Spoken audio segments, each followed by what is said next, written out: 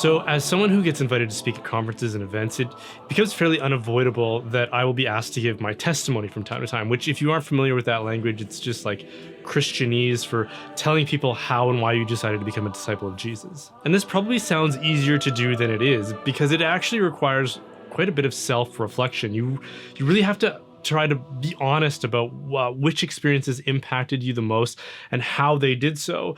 It takes quite a bit of honesty with yourself and at times especially humility to recognize what causes most contributed to the effect of your faith. And for the most part, men that I've heard give their testimonies, we tend to prefer a portrayal of ourselves as if we were these like shrewd investigators or archaeologists like Indiana Jones, gathering up artifacts and historical records to piece the puzzle together, inevitably being led by the most honest evaluation of the evidence until we couldn't help but surrender to the truth of Christianity. But in my case, there's one particular anecdote that I've admittedly been a bit reluctant to share at times because I don't know, it seems kind of juvenile. It shouldn't be the kind of thing that motivates a grown man to convert to Christianity. But if I'm being even painfully honest with myself, I have to admit it probably had a profound and enduring effect on what eventually became a full-blown commitment to follow Jesus in my life. So it goes all the way back to the time when I was 8 years old and not very familiar with God. I wasn't raised in a church environment or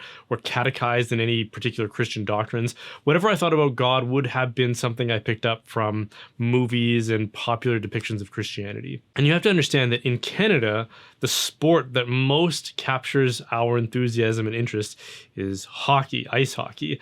And I had just come into the age of reason to learn that the city I lived in, which was and still is Edmonton, Alberta, Canada, was on the tail end of one of the greatest dynasties of all professional sports in the Edmonton Oilers. These were the years in which Wayne Gretzky led the Oilers to 4 championship Stanley Cups in just 5 years. But now, just as I was getting old enough to take an interest and pay attention, the Oilers traded Wayne Gretzky and the dynasty years seems to be behind us. Simultaneously, I was introduced to the fact that one of the Oilers roster was actually a cousin of mine, which would have meant instant fame and recognition by association among my peers at school. The only problem was that he was the backup goaltender. His name was Bill Ranford. And as backup, he barely ever got to play because the Oilers had one of the greats in Grant Fuhr as their starter. So in the innocence of my 8-year-old mind, I decided to turn to the Almighty to help remedy this situation. I prayed an ambitious and extremely specific and unlikely prayer. I said, God, if you wouldn't mind, could you make it so that Bill Ranford becomes the starting goaltender for the Oilers?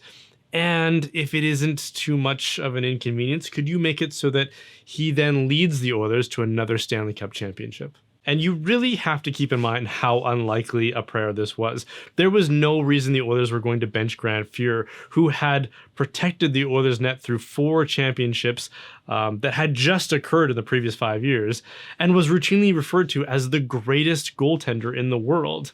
And what's more, the Oilers were vulnerable at this point, or maybe even written off at this point. They had traded the greatest player in NHL history to the Los Angeles Kings, who promptly pummeled the Oilers in the first round of the playoffs. The likelihood of the realization of the content of my prayer was as far-fetched as you could possibly ask for.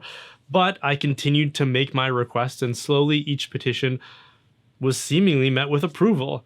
First, Grant Fuhr, the greatest goaltender in the world, was suspended for 59 games for what I remember as some sort of cocaine scandal, but I don't really remember the ins and outs of it. But suffice it to say, he was removed from their roster. So in his absence, and with no other options available, the unproven Bill Ranford was anointed the starting goaltender. But this news only further convinced onlookers that the Oilers were done for. Now they were without their greatest star and their greatest goaltender. And to try to just summarize here and make an already long story a little bit shorter, that season Bill Ranford carried the team to their 5th Stanley Cup and was the first goaltender in NHL history to be awarded the playoff MVP. And he was never able to reproduce a season like that for the rest of his career. And as an 8-year-old who had such an audacious and unlikely prayer be answered with such precise partiality, I have to assume that it had a profound effect on me at a critical stage of my psychological and perhaps spiritual development.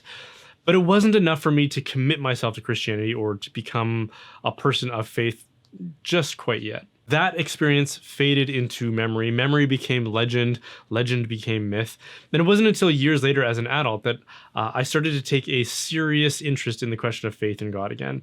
And once I did become a confirmed Christian, as I took an inventory of my experiences throughout my life, that memory started to reemerge for me again. Now, most people would look at those events and just say it's sheer coincidence. And to suggest otherwise would be the very height of superstition.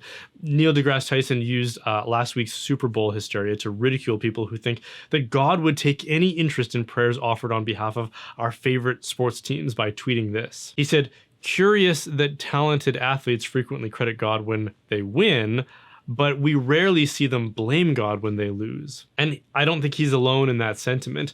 There's a reason I'm reluctant to share that story as part of my testimony, as if it had an enduring effect on my eventual conversion. Who would take that seriously? Who can imagine that God cares in the least about whatever upcoming sports ball contest everyone's consumed by? And yet I'm willing to bet that 8-year-old me wasn't alone in that devotion. I bet every year a lot of energy gets spent on prayers for favorite sports teams, both by players and by fans. So is it even worth asking the question if God would take any interest in such prayers, or would he just reflexively discard them into the wastebasket of petitions that are utterly beneath the dignity of his attention? Well, as reluctant as I am to admit it, as a, serious commenter of religious and philosophical questions, if I'm being honest with myself, I think God did answer and grant my requests as an 8-year-old. I think the Oilers winning the Stanley Cup and Bill Ranford winning the playoff MVP in 1990 was a miracle. And if you're an Oilers fan and old enough to remember that, you're welcome. So why do I think that? Well, first of all, I think our assumption about God not caring about sports is just wrong. So why? It's true to say that whether the Chiefs or the Eagles are able to push a leather ball over the line is probably a low priority on God's to-do list, except for the fact that we care so much about it. And God cares about what we care about because God cares about us. And not only does he care about us, but he cares a lot about our prayers. Even if they're over trivial matters, God loves it when we turn to him with our concerns. And because he wants us to do that, it would make perfect sense that he would encourage us when we do so. I'm not going to quote the Bible or quote St. Thomas Aquinas at you or anything over this, but you can't take my theology away from me on this. I think that God uses those opportunities to either reveal himself to us in some way or to correct us if we've developed an unhealthy fixation on some sport or some team. But either way, he is taking an interest if we ourselves have taken an exceeding interest. If our favorite team or our favorite sport has somehow become an all-consuming obsession for us, obviously that's not something he's going to want to encourage. So if a person in that state of mind is praying in such a way that will only encourage their obsession, God's likely not going to give them what they want, but he is still likely going to take an interest in those prayers because he still cares about the person and likely wants to help them reorient their priorities to things that have greater consequence. Think about it like a parent taking interest in their child who wants to tell them about what they're interested in. My kids come to me all the time telling me about some craft they worked on or some game they played out in the snow or some toy that they've been obsessing over. Now, what kind of a father would I be if I just acted like I didn't care at all about these things because they're just beneath the dignity of my interest? The reality is I don't care that much about crafts or games played in the snow per se, but I do intensely care about my children and therefore care about the things that they care about. It isn't hard for me to muster up the enthusiasm to hear them tell me all about the things that they applied themselves to on a given day because I want to encourage them in their activities and I want to reward them when they want to include me in their story. I think God does the exact same thing when we turn to him in prayer with whatever it is that we're interested in. And if it happens to be something that we shouldn't be all that interested in, then he's going to still take an interest and use that opportunity to help guide us in the direction that we should be going. In the same way that I, as a parent, if my kids come to me telling me about something that, would actually raise a red flag for me, I'm not just going to disregard them and say, oh, that's too trivial a matter for me. I'm going to take an interest and help correct them in a gentle and loving way. And what about the athletes in this question? If they are people of faith, they're likely praying for success on the field as well. And why not? I pray for success in my work all the time. And if you're a person of faith, I bet you do too, because it matters to us. I've devoted a considerable amount of my life's energy to growing in certain skills and knowledge and applying them in my vocation. And sure, maybe the daily grind at work doesn't rise to the level of cosmic significance on God's radar, but I think God takes an interest nonetheless because it's important to me. In the case of professional athletes, whatever you might say, it takes certain natural virtues to achieve those degrees of excellence, virtues that God defined according to his own nature. And so if a select few people somehow unlock the greatest possible potential they have for athleticism and the virtues required to achieve those goals, I don't think that's something that God's going to scoff at. Athletics promote a whole range of natural virtues that reveal to us the nature of morality and goodness. Virtues like prudence and temperance, fortitude, diligence, and countless others. Professional athletes have to tap into those virtues and excel in them to reach the heights that they do in their trade.